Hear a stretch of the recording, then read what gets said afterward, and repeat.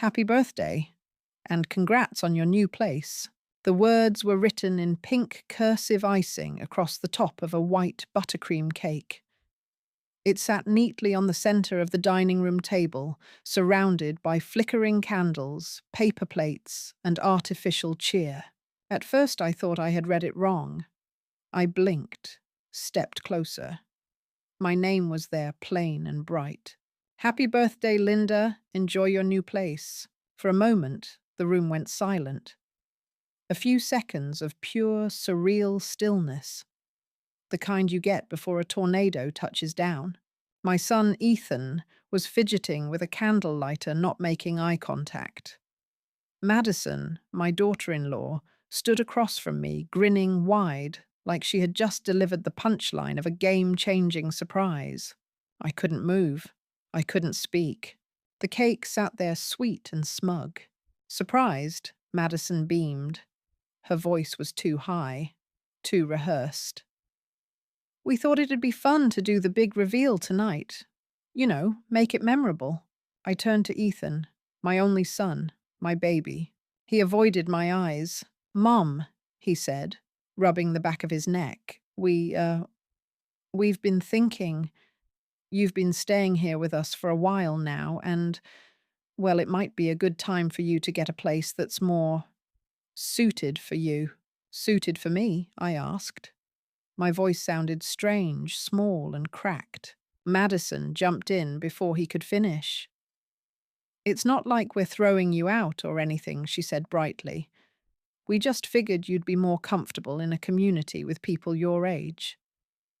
We found a really cute senior complex. They do weekly art classes and yoga for beginners. I stared at her. My ears buzzed, my throat tightened. "You found what I asked?" I could feel heat creeping up my neck. "Without asking me." Madison's smile froze for half a second. Then she laughed. "Well, technically, we've been researching options. We haven't signed anything yet. But we figured it'd be best to get things moving before the holidays. You know how busy things get around then." "Before the holidays," I repeated. "So I'm being given notice on my birthday?" Ethan looked pained. "It's not like that, Mom. We just thought it would be better coming from us directly. A respectful conversation. Not like a sudden thing." I looked around the room. The candles flickered. The cake sat untouched. There were no balloons, no gifts, no flowers. Just this staged announcement. Like a company severance meeting disguised as a birthday party. "How long have you two been planning this?" I asked. Madison crossed her arms loosely. "Couple months, maybe. We didn't want to rush. But when the gym equipment came in and we needed space—" "Wait," I held up my hand. "What gym equipment?" Madison exchanged a glance with Ethan. "Didn't Ethan tell you we're converting your room? It's the only one with good lighting and floor space. The squat rack was delivered today. It hit me like a truck. My room, the only place in this house that still felt like mine." I stepped back, breath short. "You're serious?" I said quietly. "This isn't a prank. You're actually replacing me with a home gym." Ethan finally looked at me. "I'm sorry, Mom. But we need space. And you deserve better than a guest room. This place isn't really yours anymore. Those last words. This place isn't really yours anymore." I felt like I was falling. It was my house. My house. The deed was in my name. The taxes came from my account. The down payment was paid from my late husband's life insurance after he died suddenly of a heart attack. I opened my mouth, closed it. Then I walked over to the table.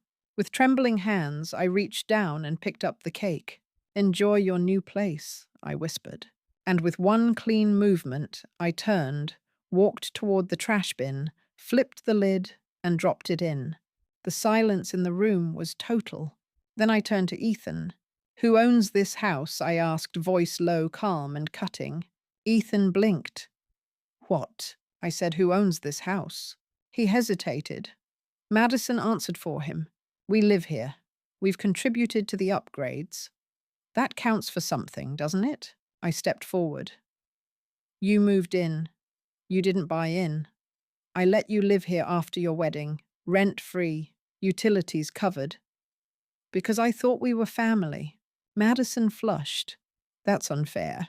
What's unfair, I snapped, is being handed an eviction notice written in icing. What's unfair is treating someone like an old piece of furniture you're tired of looking at. Ethan shifted uncomfortably. Mom, don't be dramatic. I laughed. It was bitter and hollow. Dramatic. I pointed toward the trash. You humiliated me, in my own house, on my birthday. Madison took a breath. We just thought you'd be grateful. Some of those communities have indoor pools and transportation. This is a generous move. I looked her square in the face. No, it's a power move. I turned to Ethan. You're my son. But if you back this, if you go through with this, then you're not my son anymore. You're just someone I raised who forgot who helped him stand. He said nothing. Nothing. I turned away. My hands were still shaking. My heart thudded painfully in my chest. The candles on the table had begun to flicker out.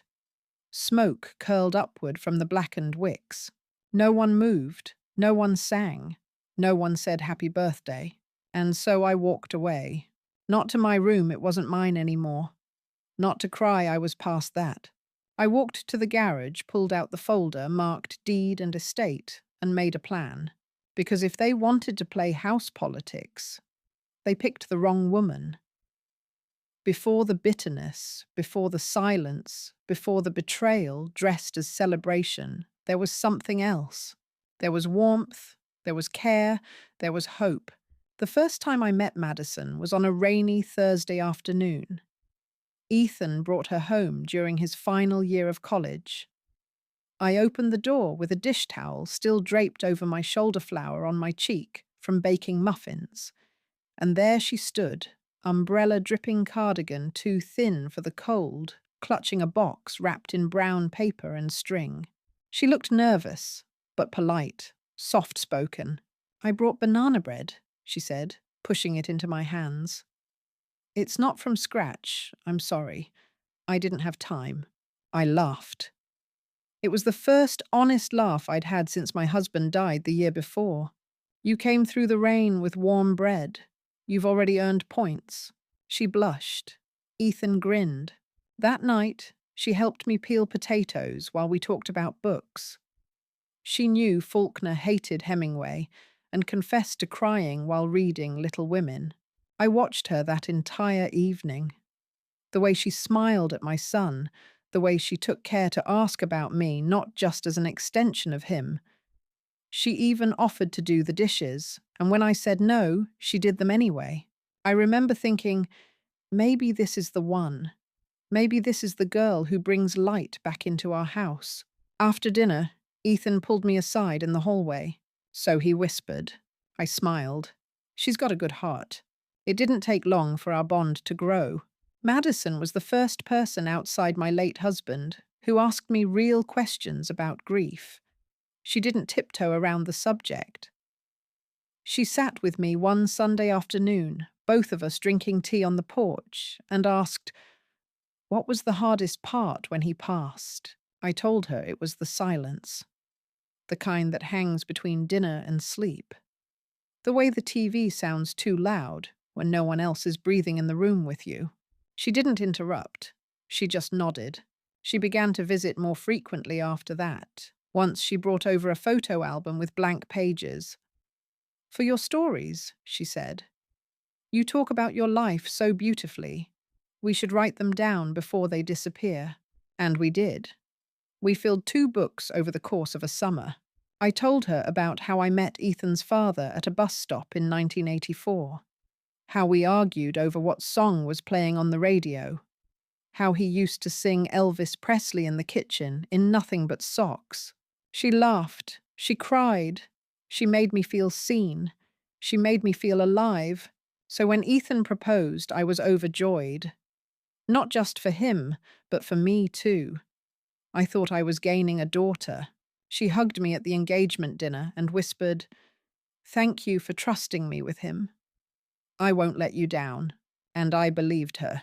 When the wedding came, I helped pay for the floral arrangements, the veil, and the rehearsal dinner. I offered not because they asked, but because I wanted to give them something beautiful. Madison cried when I handed her the antique earrings I wore at my own wedding. "These are too much," she said. "No," I told her. "They're just right. You're family now." She held me tightly that night. We danced together at the reception. She called me Mom. That word, Mom, it became a name I wore proudly.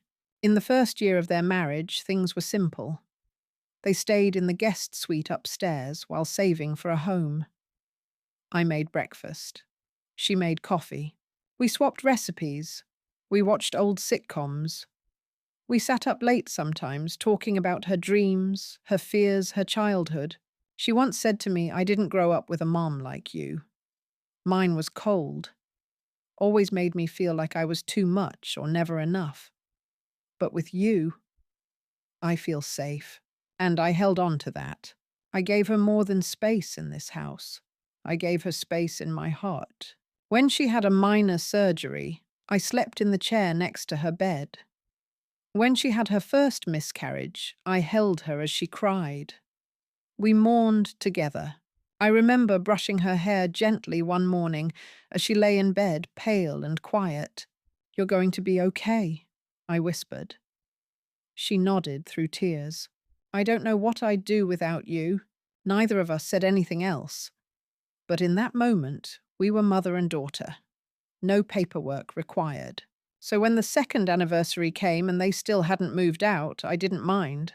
"Take your time," I said. "Build your savings. You're welcome here as long as you need." I meant it. Every word. Even when the grocery bills grew. Even when the laundry tripled. Even when the guest room stopped feeling like a guest room. This wasn't about space. It was about family. About love. I watched them grow together. Watched them argue and make up. Watched them talk about adoption, about traveling, about starting a podcast. And still through it all, I supported them. Financially, emotionally, spiritually. Not because I had to, because I wanted to. Because when Madison smiled at me in those early days, it wasn't fake. It wasn't calculated. It was real. And that's what made the betrayal cut so deeply.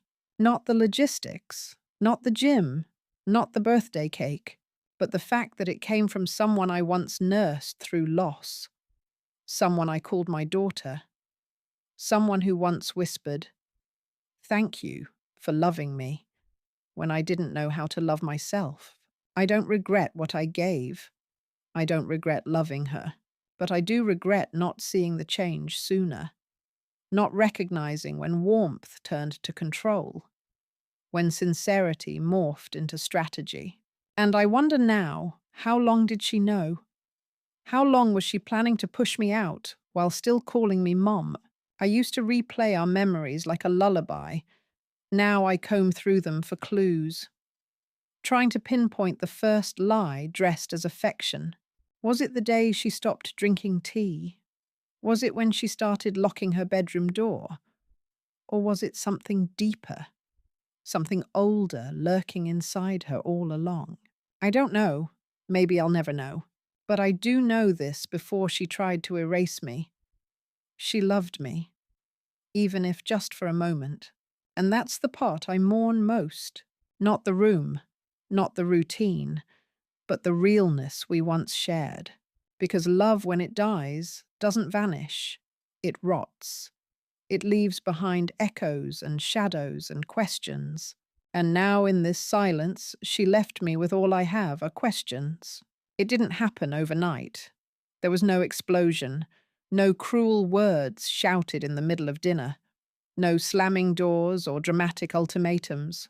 It began in whispers, in glances, in small, quiet decisions that slowly started excluding me.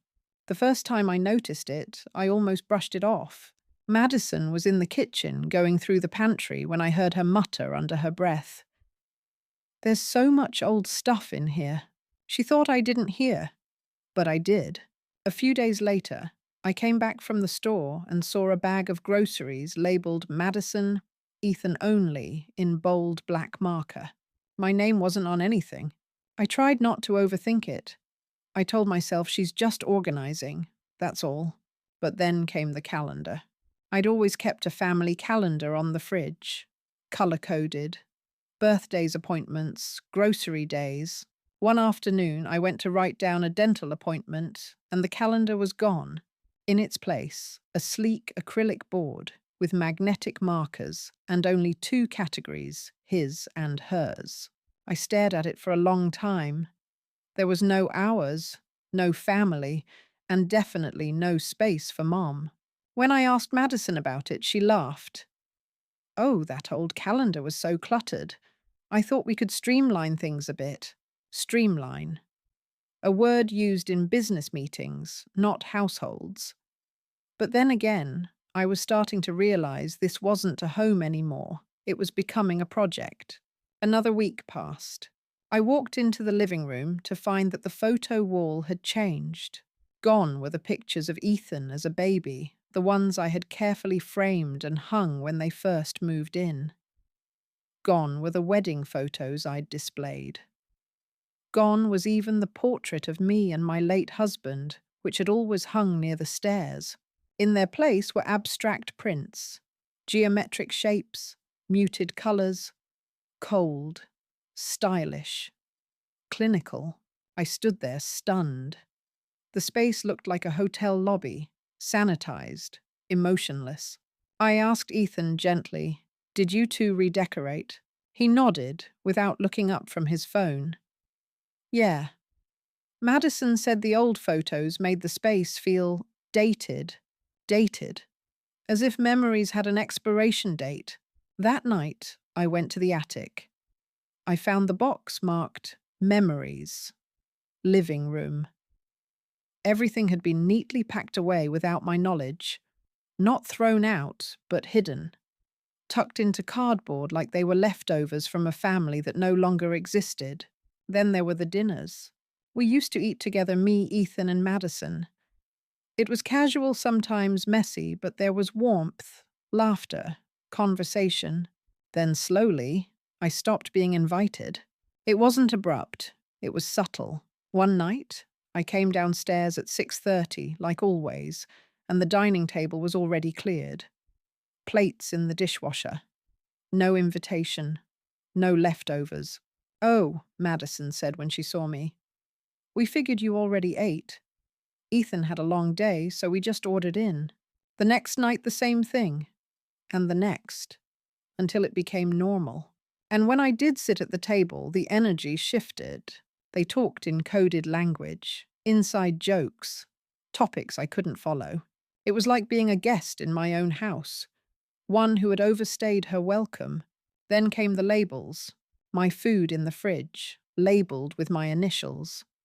My toiletries in the bathroom moved to a drawer with a sticky note. Linda's. "Please keep this space clear." My mail opened before I even touched it. One day, I found a sticky note on the thermostat preferred range 74, 78 degrees Celsius. Energy efficient zone. Please do not adjust. It was 78 degrees. I felt like I was suffocating. I turned it down to 72. That evening, I found a printed article left on the kitchen island. Elderly people and cold homes. How to stay safe without overheating the house. No note, no signature, just implication. Even the houseplants were replaced. My African violets gone, replaced by succulents and fiddle leaf figs. Madison says they photograph better, Ethan told me. Photograph better? For what exactly? Were they planning to list the house host influencers stage a lifestyle? I couldn't understand where the real Madison had gone, or if she had ever been real at all. One night, I decided to confront Ethan. We sat on the patio, the air heavy with spring humidity. "I feel like I'm disappearing," I told him. I don't know if that's what she wants, but that's how it feels. He looked away. I think you're just not used to sharing space. Sharing? I asked, blinking. I gave you this space. I offered it. This is still my house. He hesitated. But we've lived here for years now. It's our home too. It wasn't what he said. It was how he said it. As if my name on the deed no longer mattered. As if time and presence were currency, and I had already spent mine. I saw it in his eyes, the slow shifting of loyalty. Not cruel, not calculated. Just trained. Trained by Madison's tone, her routines, her control disguised as aesthetic. Ethan had become her echo, soft-spoken, agreeable, less my son, more her partner in design. And I had become clutter, old, inconvenient, sentimental but obsolete. I kept telling myself it was temporary, that things would swing back, that Madison would realize how far she'd drifted. But deep down, I knew. This was no longer the woman who cried into my shoulder after her miscarriage. This was someone else. Someone who smiled at me like a guest. I began sleeping with the door locked. Not out of fear, but preservation. A final boundary I could still enforce. One night I heard them laughing in the kitchen. I stood at the top of the stairs, invisible. They were talking about color palettes for the new space. She'll be fine, Madison said. She just needs a nudge. A nudge. They were talking about my exit as if I were a vase on the wrong shelf. As if I had no history, no heart, no say. And still, I told myself, maybe next week will be better. Because that's what mothers do. They wait. They hope. They endure. But I should have seen it. I should have known. You don't lose a home all at once. You lose it in thermostats and calendars and missing violets.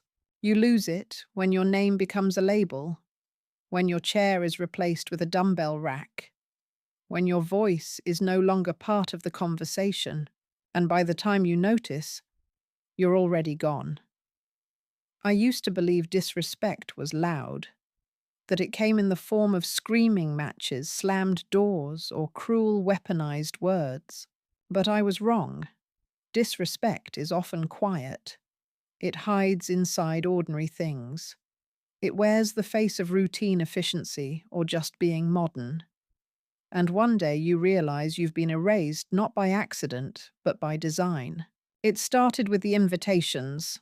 Madison planned a dinner party for Ethan's promotion. He had just become a team lead at his firm, and I was so proud, so deeply, sincerely proud. I baked his favorite triple berry crumble the night before, carefully arranging the crust just the way he liked it as a boy. I even printed out old photos of him in a suit at age 6, holding a plastic briefcase, and framed it for display. I asked Madison, should I wear something formal for tomorrow? She blinked. Oh, we're keeping it small. Just co-workers and friends. You know, more casual. I smiled politely, but something tightened in my chest. I didn't think much of it until the next evening. Around 6:45 p.m., I heard the doorbell ring. Voices, laughter, music, the smell of grilled steak and rosemary potatoes. I walked downstairs, dressed in slacks and a blouse, still hopeful. But when I stepped into the hallway, Madison was there, standing stiff and bright, like a hostess at an exclusive lounge. "Oh, Linda," she said, "we weren't expecting you to join us." I blinked. "I live here." She laughed high and sharp. "Yes, of course. It's just we're short on seating. And these are mostly people from Ethan's work. I figured you'd be more comfortable upstairs." I looked past her. There were at least 4 empty chairs. I looked at my son, Ethan, my baby boy, standing near the fridge holding a drink. He looked at me, then looked away, said nothing. I walked back upstairs, slow, deliberate, and I cried. Not because I missed dinner, but because my son couldn't find the courage to say one simple sentence. She belongs here. Another week, another erasure. This time it was a family photo shoot Madison had arranged. I found out by accident through a tagged post on Instagram. The caption read, "New family portraits. So lucky to build this life together." There they were. Ethan, Madison, her parents, her sister and brother-in-law, even the dog. No sign of me. No invitation, no explanation. I didn't ask, because by then I knew I wasn't part of the aesthetic. And then came the worst insult. It wasn't loud. It wasn't cruel. It was quiet. Cold. My husband's memorial plaque, something I had placed in the garden 3 years ago, was missing. I noticed it while trimming the roses. The bench was still there, but the plaque was gone. A bronze rectangle about the size of a book with his name engraved. In loving memory of David Gardner, 1956 to 2019. Forever watching the garden grow. I panicked. Dug through the mulch, checked the trash bins. Nothing. When I asked Madison about it, she barely blinked. Oh, that. It didn't really match the landscaping plan. We're trying to create more symmetry. I stared at her. I put that there after he died. She shrugged. You can always order another one. Maybe something more neutral. Neutral. She wanted me to erase the memory of the man who built this house. The man who planted the first hydrangeas in the soil she now called her own. I didn't scream. I didn't slam a door. I just stood in the garden, holding his empty space in my hand, and wondered how much of me would have to vanish before she was satisfied. One morning, I came downstairs to find a stranger in the kitchen, a woman in yoga pants stirring oat milk into her coffee like she owned the place. She looked up at me and smiled. Hey, you must be Linda. I blinked. And you are? Gemma. Madison's friend from college.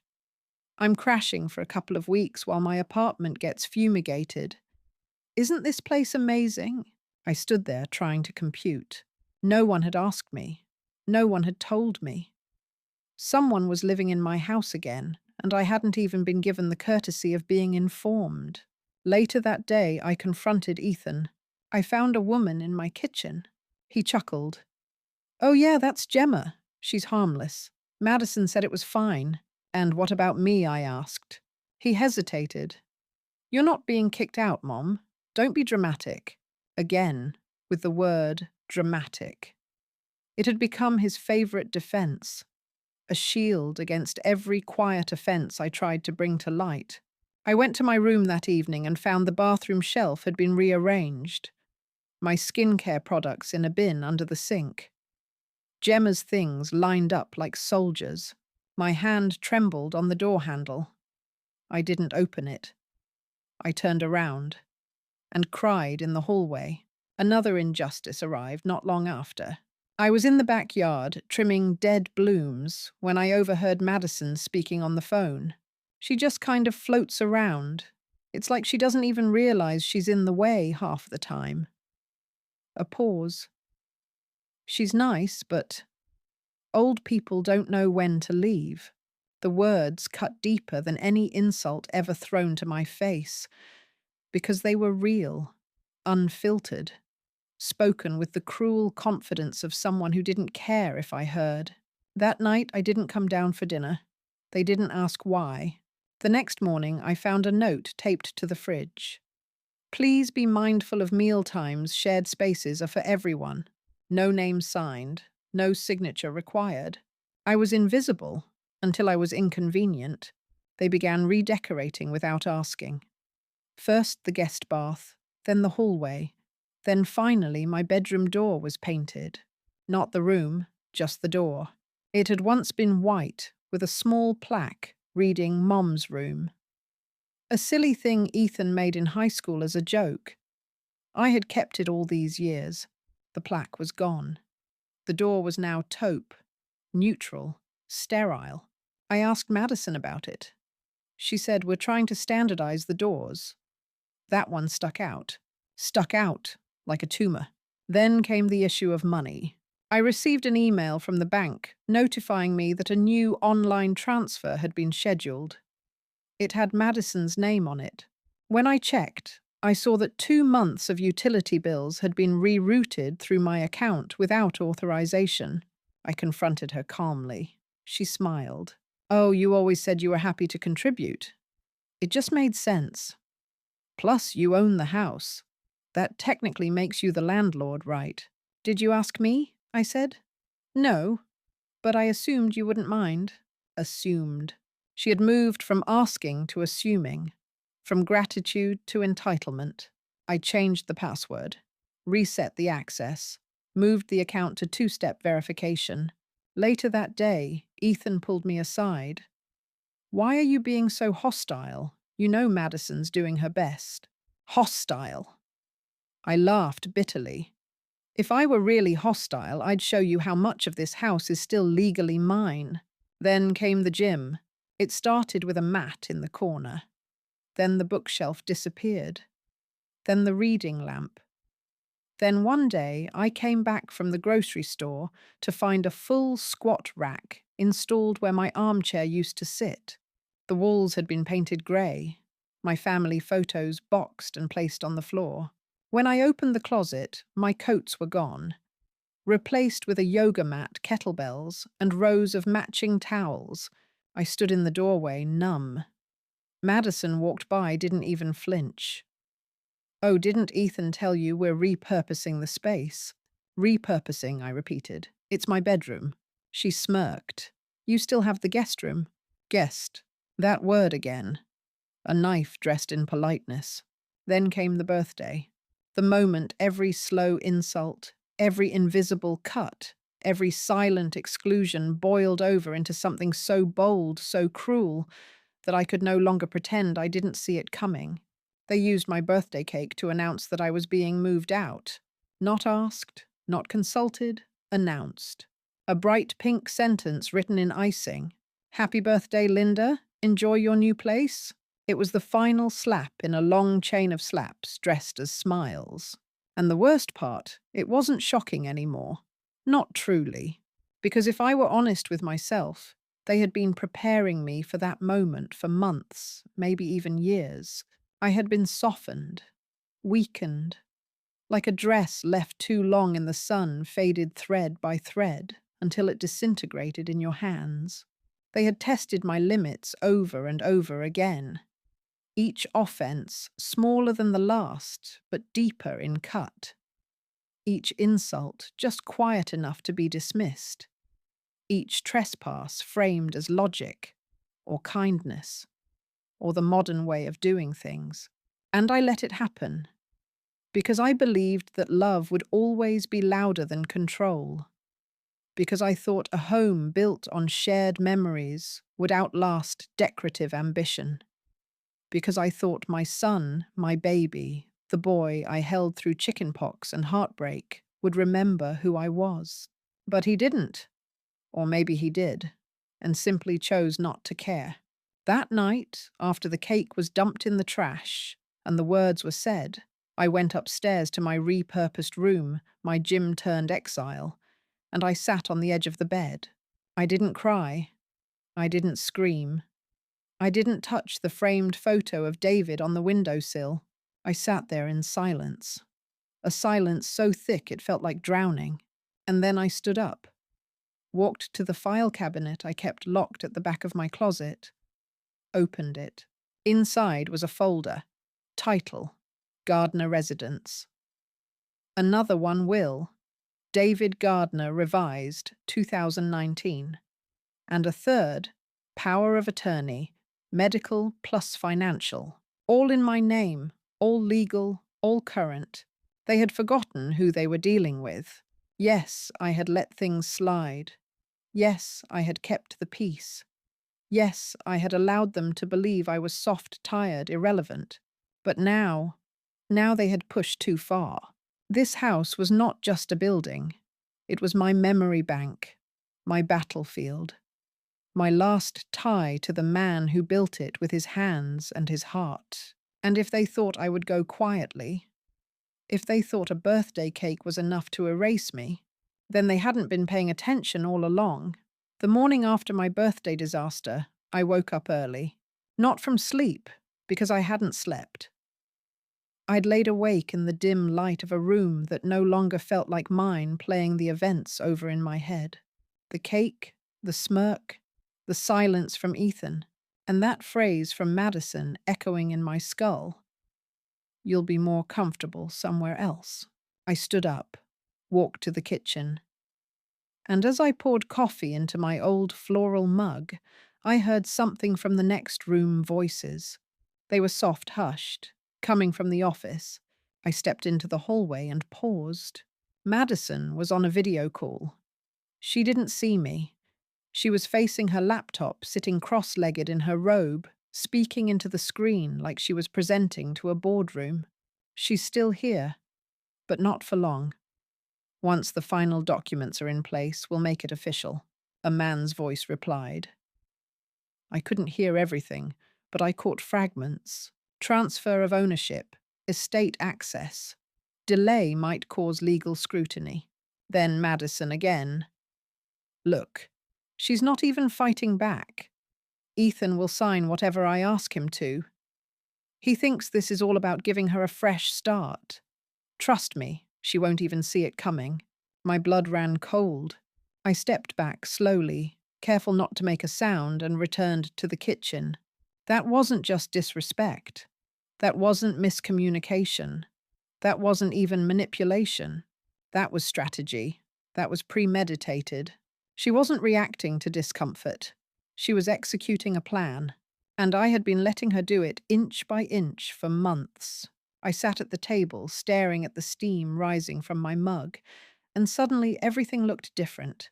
The cold tones in the living room, the gym where my bedroom used to be, the sticky notes, the digital locks, the automated payments rerouted from my accounts.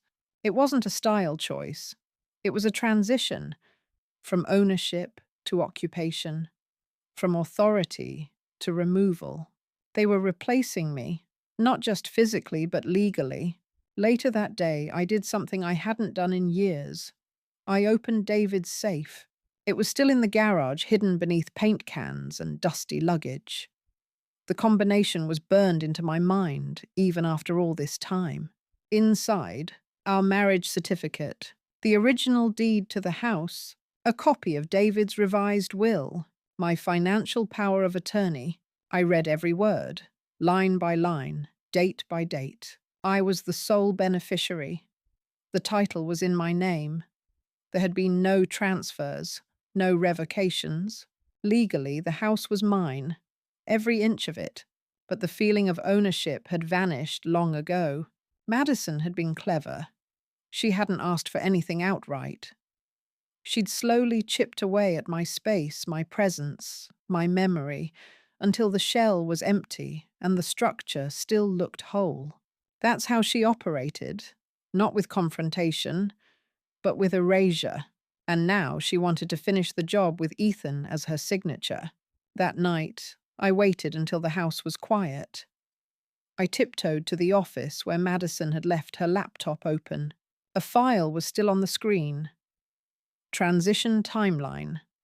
Gardner property. I clicked. There it was. Rows of entries, color-coded and cold. Phase 1, environmental shift.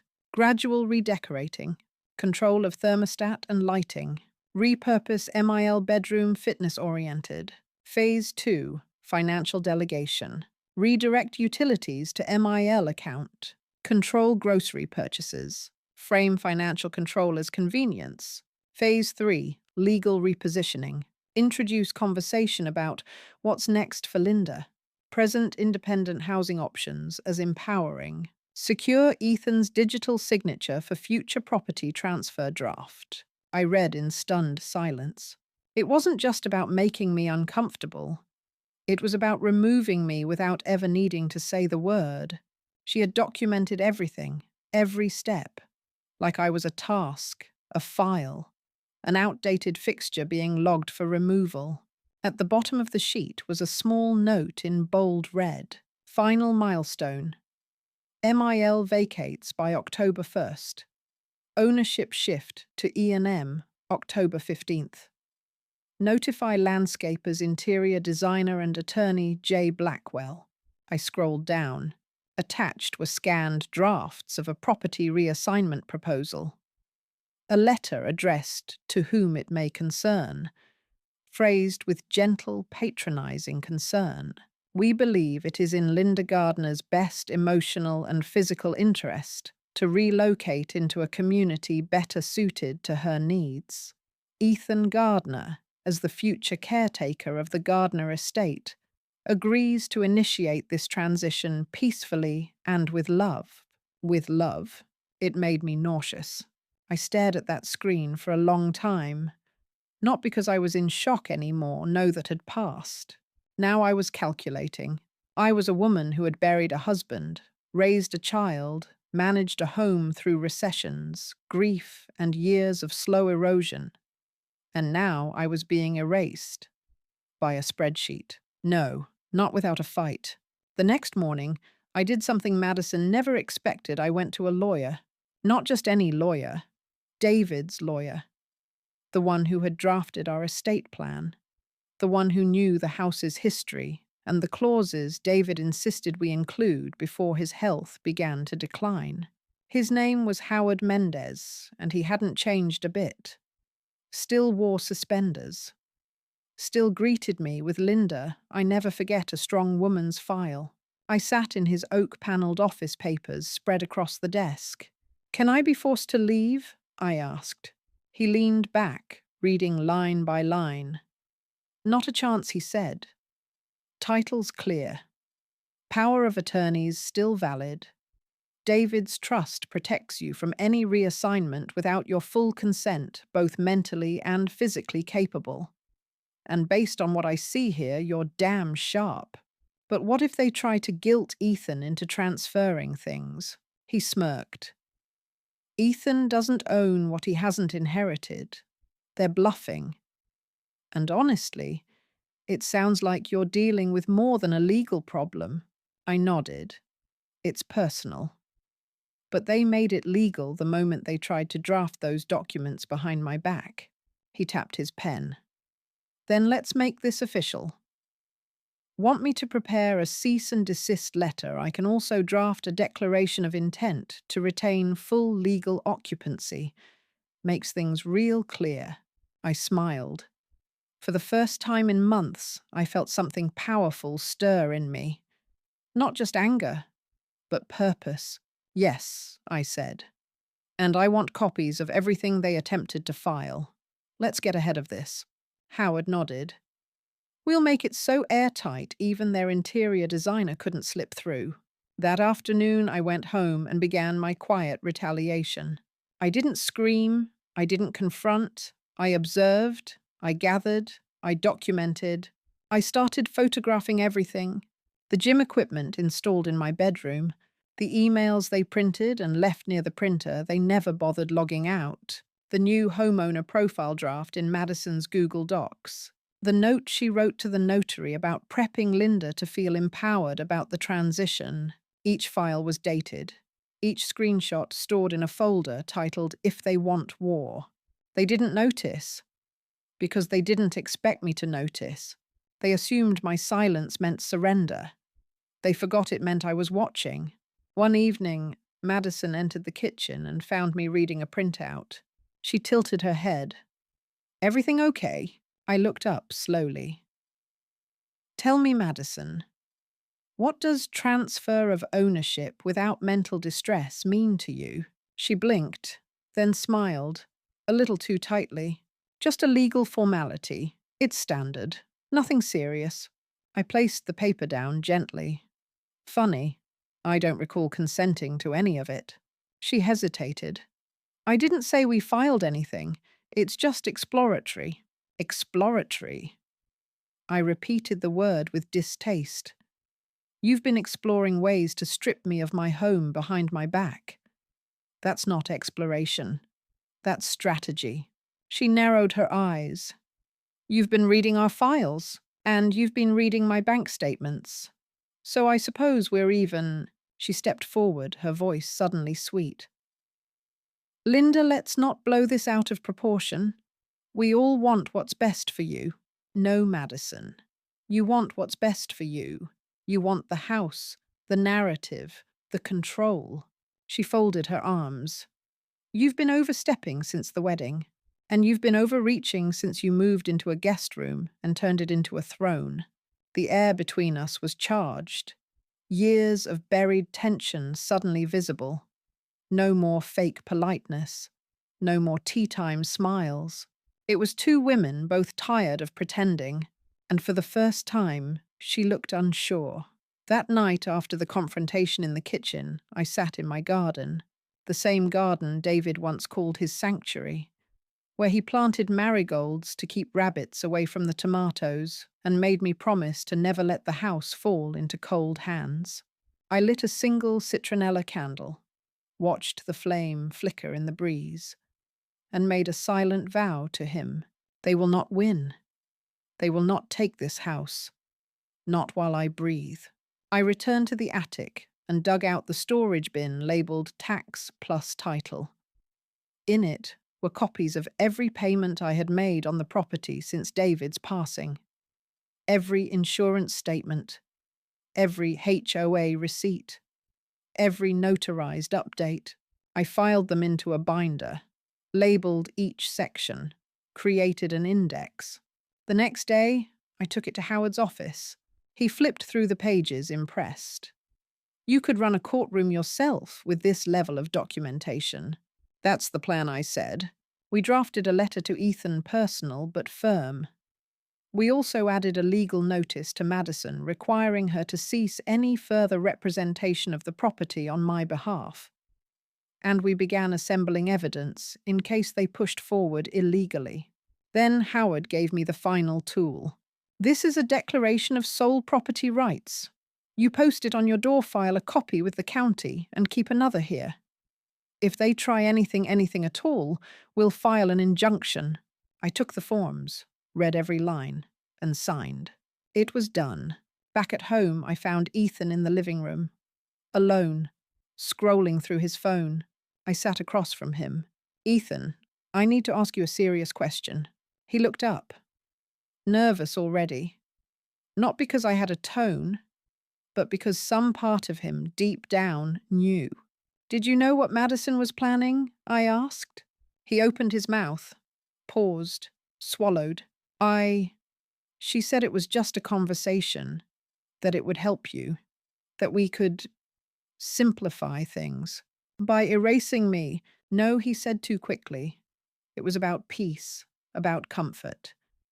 She didn't want you to feel overwhelmed.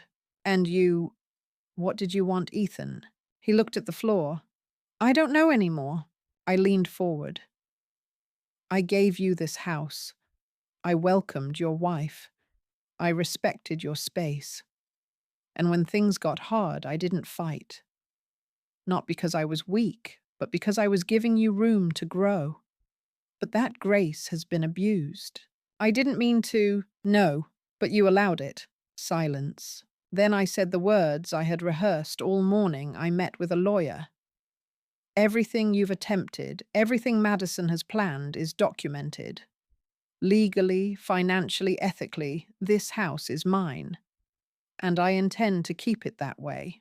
He looked shocked, ashamed, confused. Are you kicking us out? He asked quietly. No, I said. But I'm drawing the line. From this point forward, I will no longer be treated like a guest in my own home. You may stay if you remember whose roof you live under. He didn't respond, but something shifted in his face. For the first time in years, I saw the boy I raised. Not the man Madison had molded, a boy caught between loyalty and love. And maybe he realized how far he had strayed. Later that night, Madison came home. She stormed into the kitchen. You went through my files, she hissed. You accessed my personal laptop. I didn't flinch. I accessed my property records. And yours happened to be stored on my network. She glared. You think you're clever. But this house is ours in spirit, even if not on paper. Spirit doesn't pay property taxes. You're a bitter old woman. No, I said calm and clear. I'm a homeowner who just took back control. She stared at me, no longer smiling, no longer performing. Just a woman who realized her game was over. I turned to leave, but before I did, I said, "Good night, Madison. And if you have any future timelines in mind, you'll need a lawyer, because I already have mine." I didn't always hate her. In fact, the first time I met Linda, I was intimidated, but also weirdly hopeful. Here was this woman who had been through hell widowed young, living alone in that big museum-like house, and yet she smiled like she still believed in good things. I wanted to like her. I wanted her to like me. For a while we got along. She made me tea, gave me advice, and even helped pay for my wedding dress. But there was something else, something I never told Ethan. That first year, after we moved in, I began waking up every morning with a tightness in my chest. Like I was borrowing a life I hadn't earned. Like I was living inside someone else's story. Linda's house had a smell vanilla lemon and old books. Her pictures were on every wall. Her husband's tools were still in the garage. Her routines were sacred. If I moved a dish towel, she noticed. If I rearranged the spice rack, she'd fix it the next day. She never said anything cruel, but she didn't need to. Her silence did the heavy lifting, and Ethan, he never noticed. He was caught between two women who both loved him, one who had raised him, and one trying desperately to build something of her own. It got worse after the miscarriage. We lost the baby 3 months in, and everyone said the right things. "You're still young. It wasn't meant to be. You'll try again." Linda tried to help. She brought me soup, sat at the foot of our bed and stroked my hair. But I couldn't stand her in those moments, not because she was cruel, but because she was calm, because she didn't cry with me. I remember thinking, "You get to have your son. I just lost mine." Of course I never said that out loud, but something broke inside me that day. Not just grief, but distance. She started watching me more closely after that, noticing when I stayed in bed late, when I drank more wine, when I stopped talking to Ethan for days at a time. And then came the judgment, soft, polite, but sharp. "Are you sure you're eating enough? Maybe a walk would help lift your mood." You know, I found cooking really helped me when David passed. Everything she said felt like a reminder I survived worse than you, and I didn't crumble. And maybe she was right. Maybe I was crumbling. But it didn't help. One night I told Ethan I wanted to move. He looked horrified. "We can't leave my mom. Not after everything she's done." And he was right. Logically, ethically, emotionally, he was right. But logic doesn't fix resentment. And ethics don't undo powerlessness. So I made a different kind of plan, not to hurt her, but to reclaim space, to create something that felt like ours. It started small. I bought new curtains, neutral colors, soft linen. She switched them back the next day. Didn't say a word, but I noticed. Then I reorganized the pantry. Color-coded labels, glass jars, modern lighting. The next week, her handwritten spice tags were back. The kind she used since the 80s. I felt like a guest in the house I woke up in every morning. A long-term Airbnb tenant, paying in silence, earning nothing in return. That's when the idea took shape. What if we made it ours, fully ours? Not just emotionally, but legally, practically, permanently. I told myself I wasn't doing anything wrong. I wasn't throwing her out. I was giving her a life she never thought to consider. Independent senior living, a quieter space, new friends, group activities, wellness classes. It sounded like a blessing, on paper. I convinced Ethan by playing the caretaker card. She deserves more privacy. She deserves a place with people her age. She shouldn't have to clean a 5-bedroom house at her age. He resisted at first, but over time I wore him down. With logic, with subtle guilt, with love. He didn't see it as manipulation. He saw it as me caring about his mother, which in a twisted way, I still did. But I also wanted air. I wanted walls that didn't remember every word she ever spoke. Floors that didn't creak like they were judging me. A hallway without her husband's military medals staring at me like I'd never measure up. And the only way to get that was to reclaim the house from within. So I made a timeline. I color-coded it, planned every phase. Phase 1, establish visual neutrality. Remove sentimental items under the guise of seasonal rotation. Redecorate with soft tones. Introduce minimalist design. Phase 2, manage logistics. Offer to help with mail. Set up auto-pay for utilities for convenience. Gently encourage Ethan to take lead on household management. Phase 3, legal options. Draft a proposal for ownership restructuring. Use language of empowerment and independence. Frame the transition as a way for Linda to take control of her next chapter. It wasn't malicious. It was structured, organized, clean. And then came the cake. I'll admit it, the birthday cake was a mistake. A miscalculation. A cruel moment that wasn't meant to be cruel. The baker offered custom lettering. I thought, why not make it a celebration? Something cheerful. I genuinely believed she'd appreciate the gesture. That maybe she'd laugh and say, wow, you two really planned everything. Instead, she stared at it like we'd written her obituary in frosting. Her silence. The way she picked up that cake with shaking hands. The way she dropped it in the trash without a word. That was when I knew I'd gone too far. That I had turned a transition into a betrayal. But by then, it was too late. The plan was already moving. The documents already drafted. The emails already sent. And Linda. She wasn't as fragile as I thought. A few days later, I noticed things. My laptop was moved slightly. My browser history cleared. The legal drafts I left open were closed and renamed.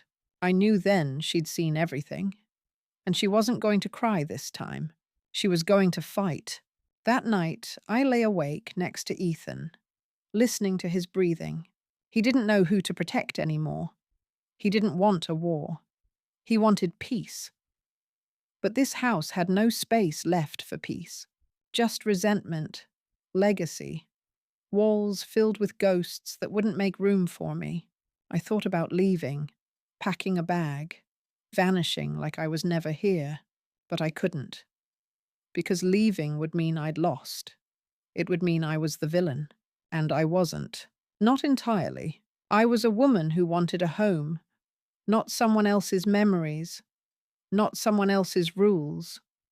A home of my own, where I wasn't a guest, where I didn't have to say sorry for using the wrong drawer. The next morning, Linda was already in the kitchen when I came down. She was dressed in pale blue slacks and a cream blouse hair pinned up neatly. She looked composed, powerful, like someone who had just remembered who she really was. She placed a file on the table. I spoke to my lawyer, she said. I didn't respond. Not because I didn't care, but because I knew what was coming. You've overstepped, she continued. Financially, legally, and personally. I braced for impact. But what she said next caught me off guard. I don't hate you, Madison, but I don't trust you anymore. It felt worse than yelling, worse than threats. She wasn't angry. She was finished. I'll be setting new boundaries, she said. And if you or Ethan choose to stay in this house, it will be under those terms. Not yours, and not shared. She turned to leave, paused, then added, You're smart, ambitious. But you forgot one thing. I waited. This house doesn't need to be redesigned. It needs to be respected. Then she walked out. I stood there alone in the kitchen.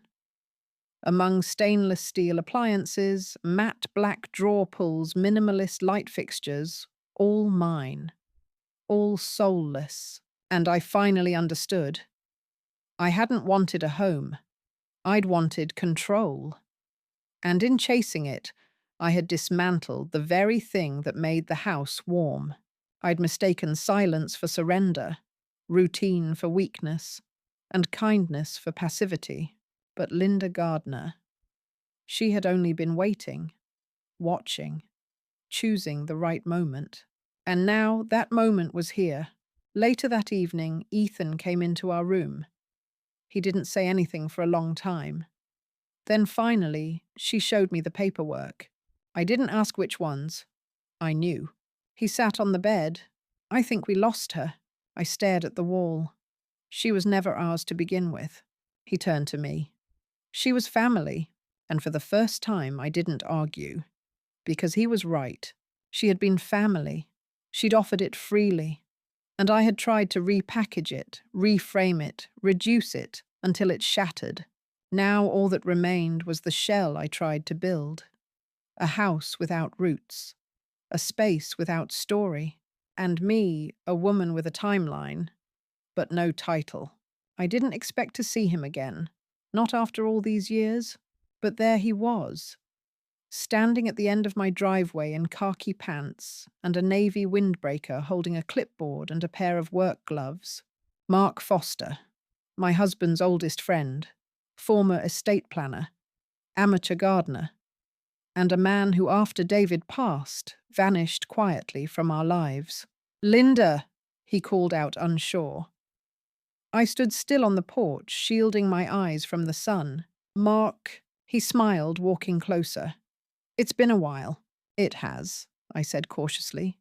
"What brings you back?" He hesitated, then said something that sent a cold ripple down my spine. Someone tried to access David's trust. From this address. We sat in the kitchen, a pot of coffee between us, the silence crackling with tension. Mark pulled out a few sheets of paper. "One of my former assistants now works at a title company. She recognized the name. Thought I should know. Said the documents came from someone named Madison, claiming to act in your interest." My stomach dropped. "Did she succeed?" He shook his head. "They were rejected, but it raised flags. She submitted a version of the trust altered, digitally, sloppily. But the intent was clear. She wanted to convert the property into Ethan's name using a caretaker transition clause. "There's no such clause," I said immediately. "Exactly," Mark replied. "And it wasn't your signature. But it was convincing." I stood, paced the floor. "She forged documents." Mark nodded slowly. "She tried. That alone is a federal offense. But I didn't come here to scare you. I came to help." I exhaled. Hard. Deep. Everything I suspected had just been confirmed. But worse than I imagined. Mark spent the next hour going through my binder of records, the same one I had assembled with Howard. He was impressed. "You've done half my work already." Then he looked me dead in the eye. "Linda, are you ready to take this publics?" I hesitated. "I don't want a war." "But you're already in one," he said gently. "You just haven't fired back yet." That evening, I opened a new notebook and titled the first page Phase 1 Watch Record Document. Madison liked strategy. So did I. She just didn't know it yet. I installed a motion-triggered camera near the office door, updated the router firewall, made copies of every relevant file, and stored them in both physical and cloud locations. Then I called Howard. Madison attempted forgery, I told him. He whistled low. "I'll prepare the packet." We moved fast. Filed an official report. Not yet a lawsuit, just enough to let her know I know what you did. And I have the receipts. The first sign that Madison sensed something had shifted came the following week. She stepped into the kitchen and found me reading a thick manila envelope. Her eyes narrowed as she spotted the sender label Mendez, Hart and Foster, LLP. She didn't say anything, just stood there, her face an iron mask, before slowly backing out. No questions, no challenge. Good, let her wonder. Mark returned 3 days later this time with a USB drive. "You're going to want to see this," he said. He plugged it into my laptop and opened a series of PDFs, email threads, internal memos, legal drafts flagged by his assistant. These are all the documents Madison tried to funnel through a third-party legal services site. Nothing formally filed, but clearly prepared with intention. I scanned through them in stunned silence. She'd tried to transfer property title under dependent care agreement, designate Ethan as proxy trustee, list herself as administrative contact for home maintenance fund. All of it without my knowledge, some of it using AI-generated signature matches. Mark looked at me. "You have enough to take this to court, civil and criminal." I paused. I'm not ready to destroy her, but I am ready to dismantle her plan. That night, I called Ethan into the living room. Madison wasn't home. I showed him the documents, one by one. Let him read in silence. When he reached the clause about his mother being incapable of managing real estate independently, he froze. "She wrote this." I nodded. "Or someone working for her. But it came from your household." His hands shook slightly. "I didn't know. I swear to you, Mom, I didn't sign anything." "I believe you," I said. "But this is what happens when you let someone else speak for your family." He sat there for a long time, then said quietly, "What do you want me to do?" I handed him a letter. "This revokes any shared access. Legally severs financial co-ownership of household utilities records and accounts. You sign it, you stay. You don't, and you'll need to leave." He blinked. "You're making me choose?" "No, she already did. I'm just giving you clarity." He signed, without a fight, without tears. Just the quiet shame of a man who finally realized how much he had been blind to. That weekend, Madison found out. I was pruning roses in the backyard when she approached, voice sharp. "You turned my own husband against me." "No," I said, not looking at her. "You did that. I just handed him a flashlight." "You're pathetic," she snapped. "You always played the victim. That was your real power, wasn't it, guilt?" I straightened up, looked her in the eye. "No, Madison. My power was patience. And now that it's run out, I have something even stronger." "What's that?" "Proof." She flinched. A small but telling movement. "You wouldn't," she whispered. "I already did." After that day, Madison stopped speaking to me. She moved quietly like a shadow avoiding light. No slamming doors, no scenes. But tension crackled in every corner of the house. A silent battlefield. Ethan tried to bridge the gap, making dinner small talk, offering to fix the backyard gate. But it was too late for peace offerings. This wasn't about gestures anymore. This was about truth and justice. On the following Monday, I took one final step. I met with Mark and Howard together. We drafted a declaration of legal isolation, a document that clarified in no uncertain terms that I had been subjected to attempted financial manipulation, unauthorized property action, and emotional coercion. We filed it, officially, quietly, and I sent a certified copy to the notary service Madison had contacted. It wasn't a lawsuit, but it was a warning, loud, clear, and permanent.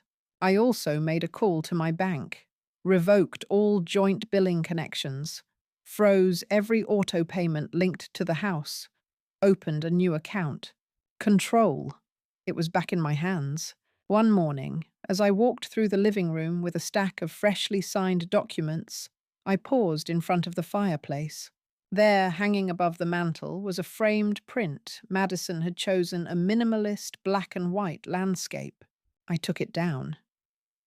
Beneath it, wrapped in tissue and dust, I found the photo I'd hidden nearly a year ago. David, smiling in the garden, holding a trowel in one hand and a tulip in the other. I smiled back. I kept my promise, I whispered. That same afternoon, Mark came by with a final message. He handed me a sealed envelope. Inside, a formal acknowledgement from the property office affirming my sole ownership, a rejection letter addressed to Monsieur Gardner declining her request for power of attorney review, and a note from his assistant, all fraudulent activity flagged and archived, no further risk. I sat in my chair by the window, hands resting calmly on my lap. The house was quiet again, but this time, not because I'd been silenced, because I had spoken and been heard. That night, Madison packed a bag, said nothing to me, didn't even try to explain. She looked at Ethan. He nodded, just once. Then she left. No screaming, no goodbye. Just the sound of wheels on tile and a front door closing softly behind her. I made tea, sat on the back porch, and watched the garden breathe again. Phase 1 complete. I hadn't just protected my home, I had reclaimed it, with law, with quiet power, with undeniable evidence. This time I wasn't the woman pushed aside. I was the one who set the record straight. It happened at the Sunday brunch. Ethan had invited his uncle, my sister-in-law Janice, and a few extended family members for what he called a much-needed reset. After everything that had unfolded in recent weeks, he wanted to talk things through face to face. He didn't know I had already planned to use the same gathering, to finish what Madison had started, but properly, with truth. The table was set with lemon-glazed pastries, fresh coffee, and Madison's signature charm. She greeted Janice with an air kiss, handed napkins to Uncle Lou, and poured orange juice like the last few weeks hadn't happened. I stayed silent, watching, letting everyone settle in, letting the performance reach its peak. And then I stood. "I hope you don't mind," I said softly, "but before the meal starts, I'd like to say something." The room quieted. Madison looked up from her scones, surprised, maybe even a little nervous. "Of course," Linda Ethan said, gesturing supportively. I took a deep breath and spoke. "I want to talk about what it means to live in someone's home, what it means to be trusted with legacy, with memory, with love." Janice tilted her head slightly. Madison's expression froze. I continued. "When David and I bought this house, it wasn't just a roof. It was a promise. A safe place where our son could grow, where family could gather, and where one day others might inherit what we built." I paused, scanned the table. But that only works if respect lives here too. Not just occupancy, not just design choices, but actual respect. I walked slowly to the kitchen island, picked up a folder I had prepared, and placed it at the center of the table. Inside, copies of the altered trust, the cease and desist letters, the forgery attempts, and the legal rejection notifications. I looked directly at Madison. I found everything, every document, every email, every drafted lie you hoped no one would read. Gasps. Uncle Lou muttered. "What the hell is this?" Janice leaned in, reading the header "Attempted title transfer under false pretense." Ethan looked down, ashamed. Madison went still, like a statue about to crack. "You used my name," I said, voice rising now. "You tried to move me out of my home. You erased my room, my photos, my memories. And when that wasn't enough, you tried to rewrite legal history." "I didn't file it," Madison snapped. "I was just preparing to take what wasn't yours," I cut in. "To push me out gently so you could stand in this house and call it your own." The silence was thick. "Tell me, Madison," I said clearly. When you had that cake decorated with "Enjoy your new place," was that your idea of grace? Was that the moment you thought I'd go quietly like some tired old woman too afraid to fight back? She opened her mouth, but Janice raised a hand. Let her finish. Madison stood, hands clenched at her sides, voice shaking, but not from fear, from fury. You think I'm the villain here, she said loud enough for the entire room. I gave this house order. I gave it structure. You were living in the past, clinging to grief like a badge of honor. Clinging, I repeated. Yes, she spat. You wore David's death like a crown. You built a museum around your pain and expected us to tiptoe through it forever. I was trying to build something new, something fresh, and you made me feel like an intruder every single day. Janice gasped softly. Uncle Lou muttered something under his breath. Madison turned to Ethan. Tell them. Tell them how many times I cried in that guest room, because I felt like a ghost in your mother's shrine. Tell them how she never let me forget whose name was on the deed.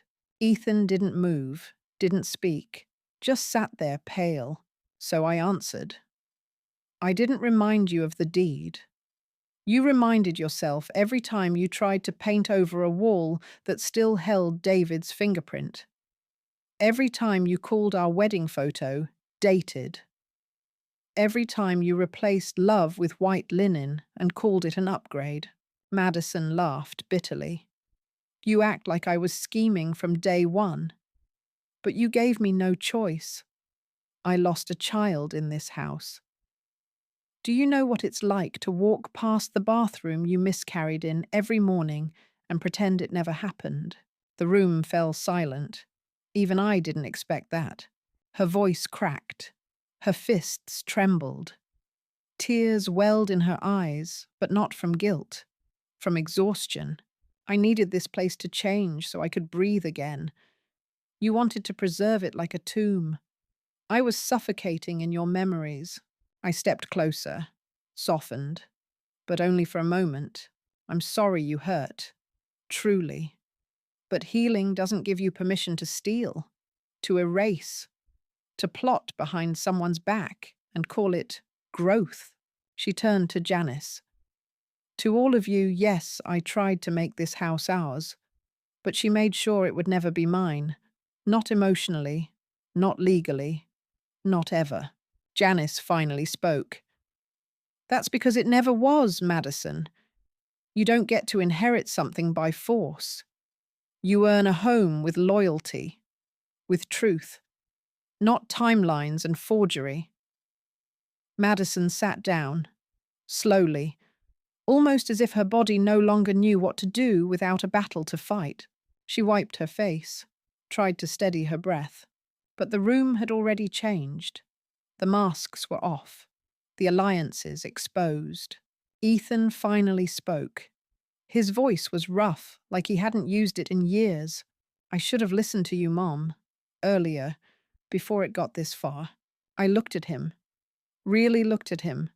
The boy I raised, the man I almost lost. I don't want to lose either of you, he continued. But I can't defend what she did. Not anymore. Madison flinched. He turned to her. I love you, but love without honesty isn't family. It's survival. And I don't want to survive my marriage. I want to trust it. She didn't answer, didn't argue, because there was nothing left to say. I stood again. This house is more than brick and wood. It's everything we've lived through. David's laughter, Ethan's first steps, my heartbreak, your grief, and now this moment, this reckoning. You tried to repaint history, Madison, but you forgot that foundations can't be sanded away. I turned to the family. I'm not asking you to take sides. I'm asking you to remember what truth feels like. Because today, truth finally walked back into this house. Uncle Lou raised his glass. To clarity, he said. Janice nodded, adding, and to courage. Madison stood again slowly. Her voice was quieter now.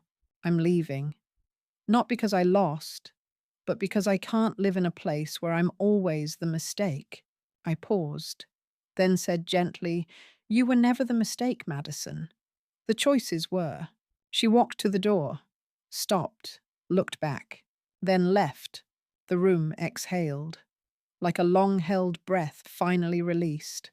I sat in my chair, hands folded, heart pounding, but clear, clean. The battle was over, and for the first time in years, the house felt like home again. 1 week after the confrontation, a letter arrived. Certified mail, stamped from the county office of Elder Law, California. Inside, an official notice confirming that my claim had triggered a formal protective inquiry under the Elder Financial Protection Act. Apparently, my cease and desist filing, combined with Mark Foster's statement and the digital records we submitted, had raised multiple red flags. Not just about attempted property theft, but about undue influence, a term I had heard, but never imagined applying to my own life. The investigation was no longer just private. It was state acknowledged. Later that day, I received a call from an investigator. Her name was Alicia Garza, from the Office of Adult Protective Services. She asked clear, calm questions. Had I ever been pressured to transfer assets? Did I feel manipulated into financial decisions? Had anyone accessed or modified my legal documents without consent? I answered honestly.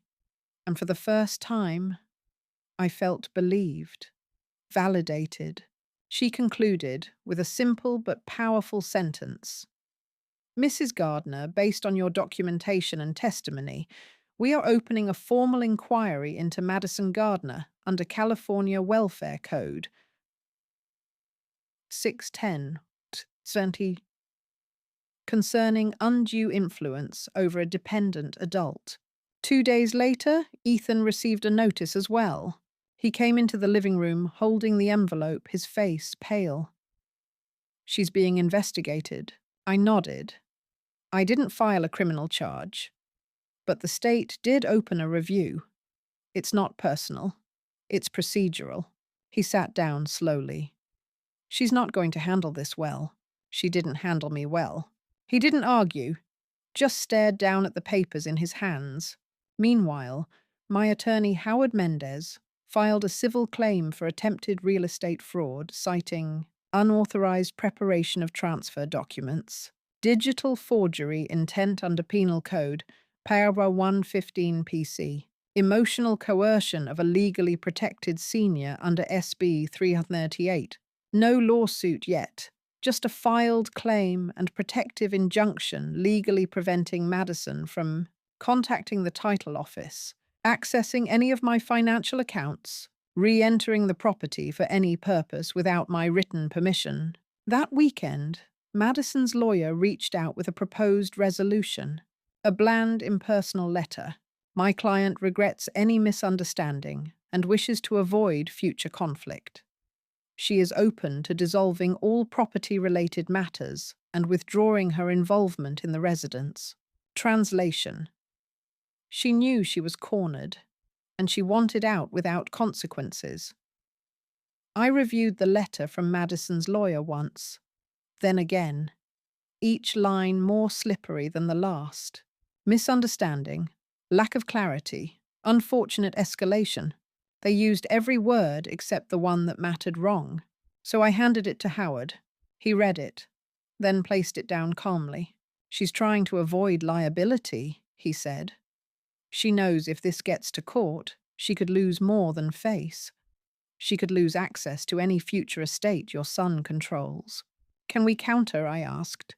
He nodded. "We respond by setting our terms. No ambiguity, no loopholes.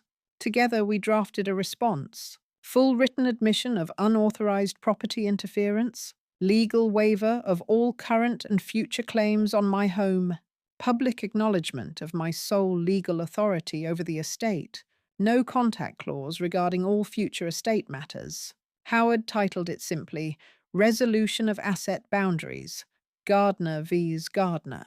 A preemptive agreement filed with the county, recognized in court if ever challenged. That same afternoon, I received a call from investigator Alicia Garza. She sounded sharper now, more certain. We've completed our preliminary review. There's clear digital evidence of coercion attempts, particularly that draft power of attorney file prepared on your own Wi-Fi network. Will there be charges? I asked. There's potential, she said.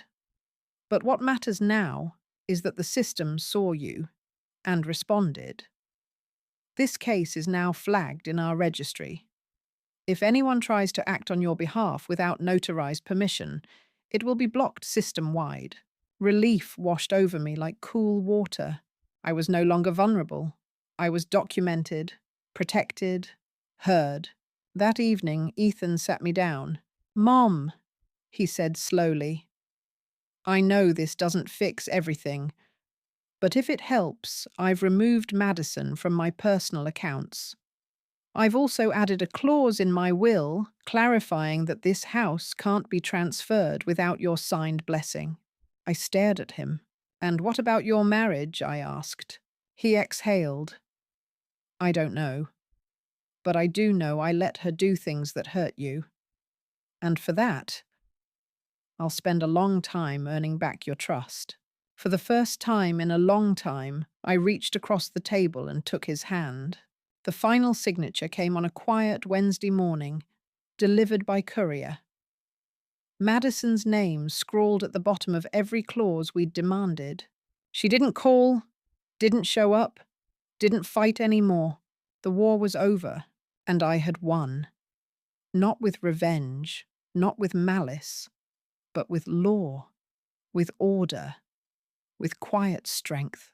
Mark Foster stopped by later that week. He stood in the garden looking at the fresh row of tulips Ethan had planted after our long talk. "You did it," he said. "You didn't just protect the house. You rebuilt the boundary around yourself." I smiled. I had to. Because if I didn't, they would have mistaken my grace for absence. He nodded, then handed me a small box. Inside was a bronze plaque, simple, clean, engraved with "This home stands because she did." Gardner family estate. That night, I had dinner with Ethan. Just the two of us. No tension, no war, just mother and son, relearning each other, rebuilding trust. He looked around and said, "It feels different now, like the walls can finally breathe." And I replied, "No. They always could. You just had to listen." Spring came quietly that year. No drama, no storms, just gentle sun-blooming trees and the sound of peace returning to my walls. The house felt different. Not just quieter, cleaner somehow, lighter, like the burden had lifted. Madison was gone, Ethan was rebuilding, and I was free. I didn't realize how much I had adjusted to living on edge until the tension stopped. Until I could leave a mug on the kitchen counter and not find it reorganized. Until the thermostat stayed where I left it. Until silence meant calm, not punishment. One morning I walked barefoot onto the porch and sat with a cup of tea. No phone, no agenda. Just the garden, the sky, and my breath. And I thought, this is what reclaiming your life feels like. Not loud, not dramatic, but steady, certain, earned. Ethan visited more often now, not just as a son trying to patch wounds, but as a man learning how to be present again. He brought tools to fix the shed, books I'd once recommended, but he never read, and sometimes nothing but conversation. We didn't talk much about the past. We didn't need to. Instead, we talked about tomorrow. "Would you ever consider traveling?" he asked one Saturday. I looked at him amused. At my age, he grinned. "Mom, you're in better shape than me, and I'm still recovering from Madison's Pilates obsession." I laughed, and for the first time in a long time I meant it. That night, I pulled out David's old map case from the attic. unrolled it across the dining table. He had marked places he always wanted us to visit, most of them still untouched. I took a pen, circled the first one. Portland, Oregon. David always said he wanted to visit during rose season. Before I booked the trip, I did one more thing. I wrote a letter, not to Madison, not to Ethan, but to myself. A version of me that needed closure. The woman who stood quietly while her bedroom became a gym. Who watched her memories be boxed up, her name erased from calendars and drawers. Who looked at a cake that said, "Enjoy your new place," and wondered if her presence had become an inconvenience. I wrote, "You survived. You stood your ground when no one else would. You protected your name, your home, your dignity. You didn't fight with fists. You fought with grace. And now, you get to live again." I folded the letter, placed it in a box of old postcards from David. It felt right, like closure should. A week later, I stood at the airport, passport in hand, scarf around my shoulders, a new suitcase light clean mine. As the plane lifted, I looked out the window and whispered, "I'm not running away. I'm running toward." 3 months passed, 3 cities visited. Dozens of strangers turned friends. I returned home with a tan, a suitcase full of spices and stories, and a garden that had bloomed in my absence. Ethan had watered it. Left me a note. The tulips survived. So did we. Now I spend my mornings in the sunroom, writing, reading, laughing more than I used to. Some afternoons I volunteer at the community centre. Other days, I simply sit grateful that this house is mine again. Not because I claimed it, but because I finally inhabited it, fully, without fear, without compromise. And if you're watching this, yes, you. Maybe you're a woman like me, a mother, a widow, someone who's been made to feel like a burden in a place they built.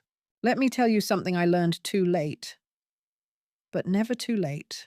You are not a guest in your own story. You are the author. You are not too old to start over.